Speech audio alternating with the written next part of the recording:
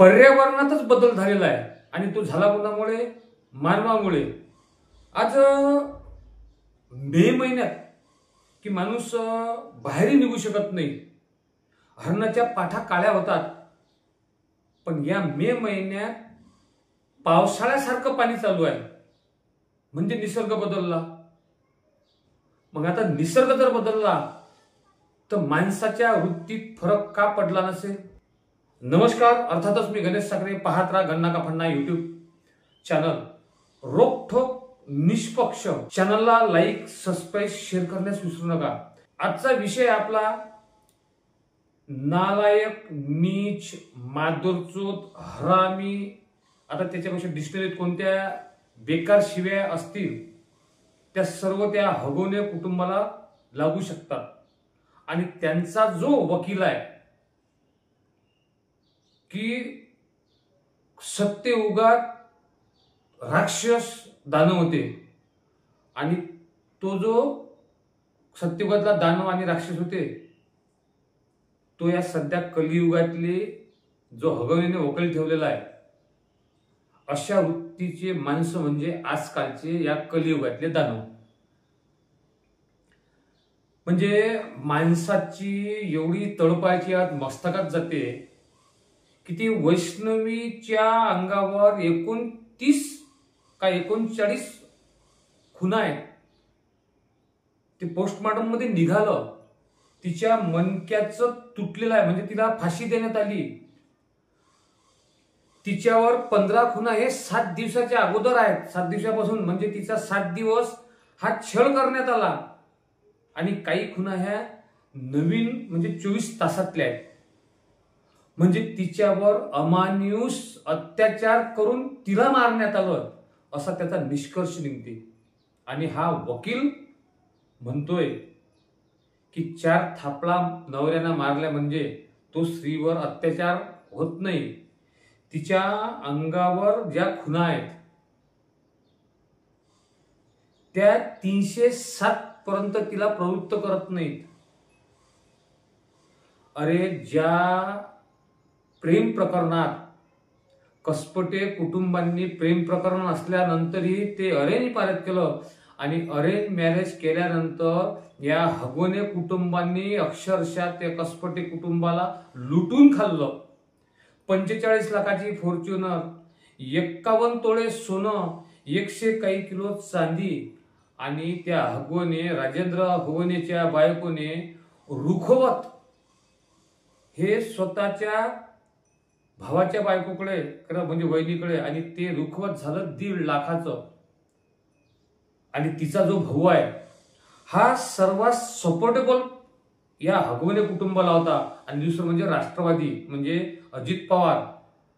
अरे, जो माणूस पटाच्या बैलाच्या समोर की ज्या बैलाला फक्त धावणं सुचतंय आणि खांद्यावर जू घेणं सुचतंय, अशा बैलाच्या समोर जे प्रेक्षकांमध्ये नाचणारी प्रसिद्ध गौतमी पाटील आहे, तिला तो त्या बैलाच्या समोर नाचवते, म्हणजे किती नीच आणि हीन प्रवृत्तीचा हा माणूस आहे।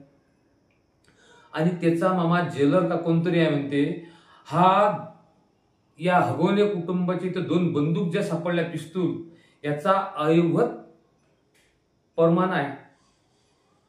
आणि खोटं प्रमाणपत्र किंवा कागदपत्र सादर करून त्यांनी ते पिस्तूल बोलावले। तो वकील म्हणते की वैष्णवी हिचं कोणातरी सोबत मोबाईलचं चॅटिंग असल्यामुळे तिने आत्महत्या केली आणि त्या पोराचं लग्न येणाऱ्या 2-3 दिवसात होणार होतं किंवा साखरपुडा होणार होता। म्हणजे हा किती नीच प्रवृत्तीचा वकील आहे। म्हणजे पैशासाठी हे वकील काय करू शकतात याचं हे एक ज्वलंत उदाहरण आहे। नीचपणा त्या वकिलात एवढा आहे की तो बोलताना जे बाळ त्या माणसाकडे सोपवलं होतं, त्या माणसाचाही तो वकील आहे, त्याची तो बाजू सांभाळून घेते की तो माणूस होय म्हणूनच त्या बाळाला वागवलं। मग तू 8 दिवस फ्रेश आहे तर पळाला कशासाठी? पोलिसांच्या समोर का झाला ते? खरंच अशा नीच प्रवृत्तीचे वकील हे पैशासाठीच फक्त वकिलकी करतात. यांचे पोरं, यांचे सोयरे धैर्य अशा राक्षसी प्रवृत्तीच्या वकिलाला खरंच घरात येऊ देतील का? अरे ज्या बाईला 7 दिवस तरसू करून मारलं, आज ते मयुरी तिच्या डोक्याला जखम लागलेल्या आहेत, आपण पाहिलेल्या आहेत. ते आज नवऱ्याने तिला सपोर्ट केला म्हणून ते पळून जाऊ शकली, म्हणजे वडिलाची इथं. नाही तर तिचंही आत्महत्या हिने करण्यास भाग पडलं असतं किंवा त्यांचा वैष्णवीसारखं तिला फाशी दिली असती. किती नीच प्रवृत्तीचं हे हगवणे कुटुंब आहे. एवढे हे लोकांना धास्तावत का ठेवतात? हे एवढे माजतात का? याला प्रामुख्यानं कारण आहे ती पाठंबन देणारे राजकीय लोक. यांचं आता पहा, हे राजकारणी किती वाचाळासारखे बोलतात आणि किती डुप्लिकेट बोलतात. इकडे फडणवीस म्हणतात की ज्यांनी गुन्हा केला असेल त्यांना सजा मिळायलाच पाहिजे. हेच चित्राताई वाघ बोलतात. मग चित्राताई वाघ संजय राठोडला सजा का मिळाली नाही? का ते प्रकरण तुम्ही दाबून ठेवलं? याचं उत्तर तुमच्याकडे आहे का?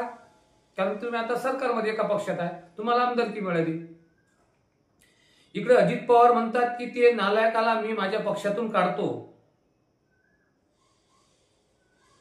आणि अशा नालायकांना सजा व्हायलाच पाहिजे. तर अजित पवारजी, तुम्ही जे लाडकी बहीण योजना गाजवली, तो बीजेपीचा जिल्हा अध्यक्ष भर हायवेवर काय करतो हे सर्व जगाने उघड्या डोळ्यांनी पाहिलेलं आहे.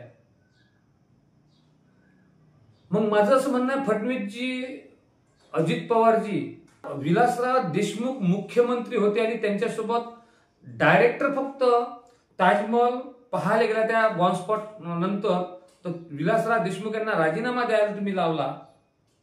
पण धनंजय मुंडे यांना करुणा शर्मा म्हणजे करुणा धनंजय मुंडे यांच्यापासून 2 लेकरं आहेत.